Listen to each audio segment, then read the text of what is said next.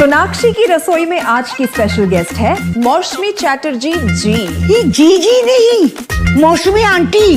Okay aunty मौसमी, तो आज आप क्या बनाएंगी? मैं क्यों बनाऊं?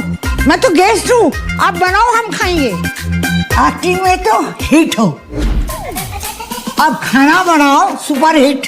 ठाट से बनाऊंगी खाना, है ना द बेस्ट एवरीडे मसाला। आओ बनाते हैं मसालेदार छोले। छोले हर रोज के करी में एवरीडे मसाले, शाही बिरयानी में स्वाद का जायका। পটল পোস্ত আর সর্ষে ইলিশ ভাপা।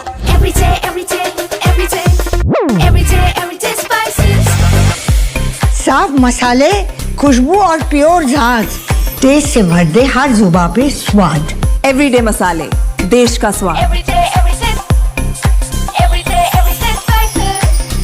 दोस्तों नमस्कार, colonel Ajay C Ajay Astro Money Group First Global Astro Finance digital channel से आपसे मुखातिब होता हूं। आज सोमवार 9 सितंबर सन 2025। दोस्तों खबर निकल के आ रही है कि soybean processors association of India, जिसे सोपा शॉर्ट फॉर्म में कहते हैं, food safety and standard authority of India के एक ट्वीट पर आपत्ति जताई है और इसे वापस लेने की मांग की है। जानिए कि food safety and security authority of India ने ऑलिव ऑयल यानी जैतून के तेल को लेकर क्या कहा और सोपा ने इससे पर क्यों जताई आपत्ति। गौरतलब है कि खाद्य तेलों में जैतून यानी ऑलिव ऑयल सबसे महंगा खाद्य तेल माना जाता है और अभिजात और उच्च वर्ग में इसका सबसे अधिक उपयोग होता है और एक मोटे अनुमान के अनुसार इसको सबसे अधिक स्वास्थ्यवर्धक तेल माना जाता है, लेकिन इसकी ऊंची कीमतों के कारण इसको सभी वर्गों में समान रूप से ये लोकप्रिय नहीं है। दोस्तों जानिए पूरा विवाद क्या है विस्तार से।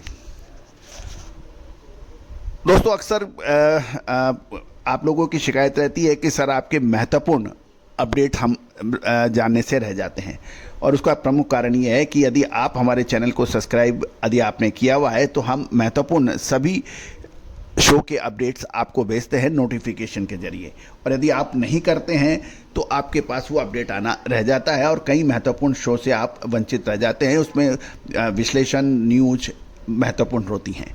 तो दोस्तों यदि आप हमारे सभी शो को आप देखना चाहते हैं, महत्वपूर्ण शोज़ को लगातार अपडेट देखना चाहते हैं तो चैनल को सब्सक्राइब कीजिए, बेल आइकन यानी घंटी के निशान के ऊपर ऑल के ऊपर आप पुश कीजिए, तभी आपको सभी जानकारियां समय पर मिल पाएगी। दोस्तों खबर निकल के आ रही है कि soybean processors association of India ने food safety and standard authority of India यानी से उस ट्वीट को तुरंत वापस लेने की मांग की है जिसमें ऑलिव ऑयल को हेल्दी कुकिंग ऑप्शन बताया गया है। सोपा का कहना है कि यह सिर्फ इंपोर्टेड ऑयल को हाईलाइट करना अनुचित है क्योंकि इससे डोमेस्टिक ऑयल जैसे सोयाबीन, मस्टर्ड, ग्राउंडनट, सनफ्लावर्स और राइस ब्रान की क्रेडिबिलिटी कमज़ोर होती है। संस्था ने यह स्पष्ट किया है कि एडिबल ऑयल यदि मॉडरेशन में यूज किया जाए तो हेल्थ के लिए सही है। असली पब्लिक हेल्थ मैसेज का यह होना चाहिए कि फ्राइंग के बाद कुकिंग ऑयल को दोबारा इस्तेमाल ना किया जाए। सोपा ने यह कहा है कि ऑलिव ऑयल जिसका कंजम्पशन केवल उच्च वर्ग सोसाइटी का एक बहुत छोटा हिस्सा करता है, उसे प्रमोट करना एक बायस परसेप्शन बनता है और डोमेस्टिक एडिबल ऑयल के सेक्टर के हितों को इग्नोर करता है। सोपा ने जो फूड अथॉरिटी है उसको ट्वीट वापस लेने की और एक क्लेरिफिकेशन जारी करने और कंज्यूमर सेफ्टी के लिए प्रॉपर यूजेज प्रैक्टिस पर जोर देने की अपील की है। दोस्तों आपका क्या कहना है कि ऑलिव ऑयल स्वास्थ्य की दृष्टि से कितना स्वास्थ्यवर्धक है, क्या ये उचित है या नहीं? दोस्तों महत्वपूर्ण ये है कि जनता आज सब समझती है, एंड यूजर सब समझते हैं, उपभोक्ता सब समझते हैं, क्योंकि खाद्य तेलों का जो इस्तेमाल है वो सदियों से होता आया है और हर घर में इसका इस्तेमाल होता है।